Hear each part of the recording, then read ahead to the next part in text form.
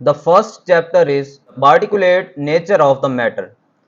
Matter के हमने particulate nature check करनी है। सॉलिड कौन से पार्टिकल्स होते हैं, लिक्विड कौन से पार्टिकल होते हैं, गैसेस कौन से होते हैं, ठीक है। और एक लास्ट स्टेट, हाँ करते हैं जी, स्टार्ट करते हैं। सबसे पहला पैराग्राफ है the particulate nature of matter का। Chemistry is about what matter is like and how it behaves, कि एक मैटर किस तरह का होता है और वो बिहेव किस तरह का करता है, मतलब उसका रवैया किस तरह का होता है। रवैया का मतलब होता है कि वो केमिकल रिएक्शन किस चीज के साथ कैसे कर रहा होता है। And our explanation and predictions of its behaviour, और हमारे एक्सप्लेनेशन और प्रिडिक्शन क्या होती हैं। व्हाट इज मैटर, मैटर क्या है। This word is used to cover all the substance. जो मैटर का वर्ड है यमुना, ये किसके लिए इस्तेमाल होता है, सारे के सारे सब्सटेंस के लिए। ऑल सब्सटेंस को ये कवर करता है ये word. And material from which the physical universe is composed, और उस मटेरियल को भी डिफाइन करता है जिसके जरिए से ये यूनिवर्स बनाई गई है।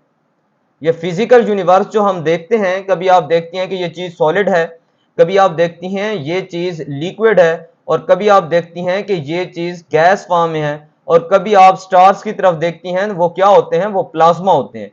फिर मैटर्स की नेचर क्या है, उसको जब हम स्टडी करते हैं केमिकली तो उसे हम कहते हैं chemistry. There are many millions of different substances known, बहुत सारे सब्सटेंस मौजूद हैं इस यूनिवर्स में। And all of them can be categorised as solid, liquid और गैस, और उन सबको या तो हम सॉलिड के अंदर डिफाइन करते हैं, या लिक्विड्स के अंदर, या फिर गैसेस के अंदर। जी जुमना, ओके। उसके बाद नेक्स्ट पैराग्राफ ये देखें, ये लिक्विड की बात कर रहा है, ये सॉलिड जिस पर बैठा हुआ है ये क्या है, ये भी मैटर है, लिक्विड भी मैटर है, ये मैटर है, ठीक है। ये सारा कुछ ही मैटर है। अब यहां से स्टार्ट, जो वैक्यूम होता है वो मैटर नहीं है ना, कौन सी चीज है, मतलब मैटर नहीं है ना, कौन सी चीज, जो वैक्यूम होता है, वैक्यूम मैटर नहीं है, बिल्कुल ठीक, शाबाश, वैक्यूम मैटर नहीं होता।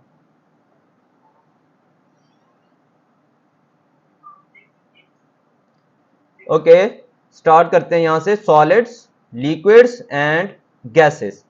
A solid at a given temperature has a definite volume and shape which may be affected by changes in temperature। ठीक है, यहां तक मैं आपको समझा देता हूं कि क्या लिखा हुआ है। सॉलिड क्या है कि किसी भी गिवन टेम्परेचर पर, अगर आपको गिवन टेम्परेचर है मतलब रूम टेम्परेचर, जिस तरह आपके रूम का टेम्परेचर है उसकी बात हो रही है। हैज अ डेफिनाइट वॉल्यूम, का मतलब होता है मुनज्जम शुदा, एक ऑर्डर में रखा गया इसका वॉल्यूम, और एक शेप होती है। जिस तरह आपके हाथ में मोबाइल है या लैपटॉप है, ठीक है, उसकी एक शेप है, उसका एक वॉल्यूम है, ठीक है। आप भी सॉलिड है, मैं भी सॉलिड हूं, हमारा भी वेट है, ठीक है, शेप है, वॉल्यूम है, तो इसे हम क्या कहते हैं, सॉलिड कहते हैं। और ये किस चीज से इफेक्ट होता है, टेम्परेचर से। Let's suppose solids usually increase slightly in size, जो सॉलिड्स होते हैं वो इंक्रीज करते हैं, बढ़ते हैं, ठीक है, किस में, साइज के अंदर। व्हेन हीटेड, जब इन्हें हीट किया जाता है, जाहिर सी बात है कोई सॉलिड चीज है उसे आप हीट करेंगी वो एक्सपेंड होगा। And usually decrease in size if cooled, और अगर आप किसी सॉलिड चीज को ठंडा करेंगी वो क्या हो जाएगा, कंट्रैक्ट हो जाएगा, उसका साइज कम हो जाएगा। सॉलिड के बाद अब लिक्विड की बारी है। A liquid at a given temperature has a fixed volume, किसी टेम्परेचर पर इसका वॉल्यूम जो होता है वो फिक्स्ड होता है। And will take up the shape, और इसकी अपनी शेप नहीं होती, जिस बर्तन में आप डालेंगे ना उसी का कलर इख्तियार कर लेगा, उसी की शेप इख्तियार कर लेगा।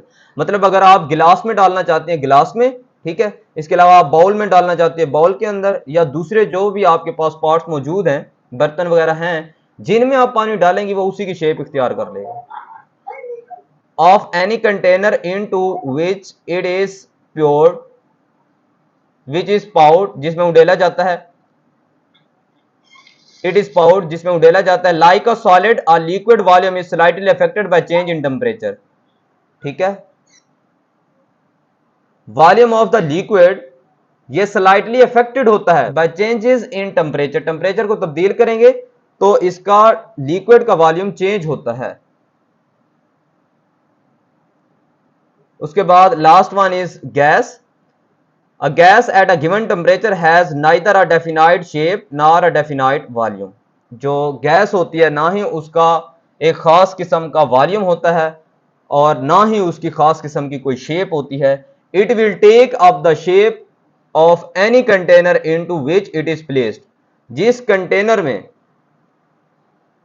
कंटेनर में आप इसे डालेंगी, ठीक है, तो ये क्या होगा, उसी की शेप इख्तियार कर लेगा, उसी का वॉल्यूम बन जाता है. ये कौन सी चीज, गैस. गैस एक ऐसा मैटर है जिस भी आप कंटेनर में उसे डालेंगी उसी की शेप इख्तियार कर लेता है. चाहे वो राउंड होगा तो राउंड हो जाएगी गैस, ठीक है, और अगर वो स्क्वायर फॉर्म में, स्क्वायर में, ट्राइंगल है तो triangle. To container which it is placed and will spread out evenly within इट, unlike those of solids and liquids.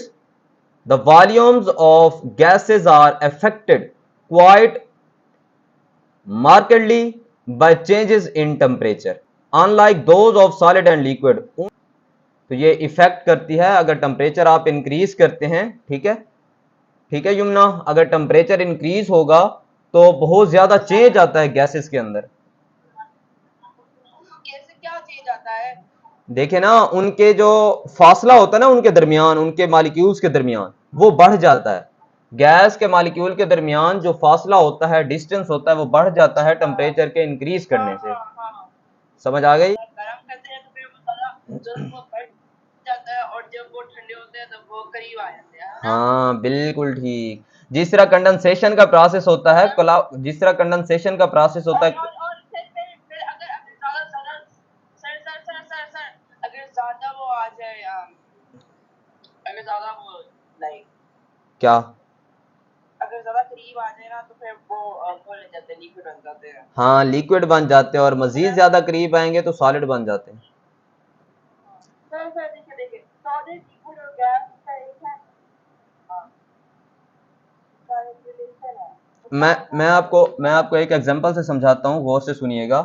कि जब एवेपोरेशन का प्रोसेस होता है ना, ठीक है, लिक्विड से वेपर्स में कन्वर्ट होते हैं, इसे कहते हैं, लिक्विड का वेपर में कन्वर्ट होना कहलाता है एवेपोरेशन. वो बन जाती है गैस. जब वो ऊपर जाते हैं ना, टेम्परेचर कम हो जाता है, फिर वो एक दूसरे के, उसके मॉलिक्यूल करीब आते हैं, क्लाउड्स फॉर्मेशन होते हैं जिसे हम कहते हैं कंडेंसेशन, बादल बन जाते हैं, ठीक है. फिर उससे जो लिक्विड होता है वो नीचे बरसता है बारिश की शक्ल में, ठीक है. फिर अगर मजीद उस पानी को हम ठंडा करते हैं तो फिर वो आइस बन जाता है. देखी है आपने आइस, बर्फ बन जाता है. तो वो उस बर्फ जो होती है वो सॉलिड होती है, आइस सॉलिड होती है.